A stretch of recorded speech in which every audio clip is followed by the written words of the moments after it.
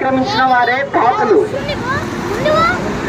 పాపం అంటే మనం దొంగతనం, వ్యభిచారం ఇవన్నీ అనుకుంటాం, కానీ పాపం అంటే నీ యొక్క సహోదరుని ద్వేషించుడే పాపము.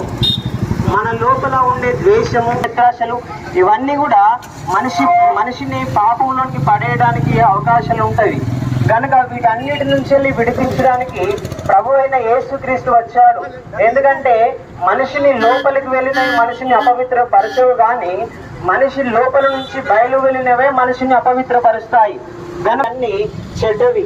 ఆ చెడ్డ కార్యాలన్నిటినీ కూడా ప్రభు అయిన యేసుక్రీస్తు తొలగించడానికి ఈ లోకానికి వచ్చాడు. ఆ యేసుక్రీస్తును ఎందరైతే స్వీకరిస్తారో, ఆ యేసుక్రీస్తును ఎందరైతే రక్షకుడిగా అంగీకరిస్తారో వారందరికీ హృదయాలు శుద్ధి అవుతాయి. బైబిల్ చెప్తుంది, హృదయ శుద్ధి గల వారు ధన్యులు, వారు దేవుని చూచెదరని వాక్యం చెప్తుంది.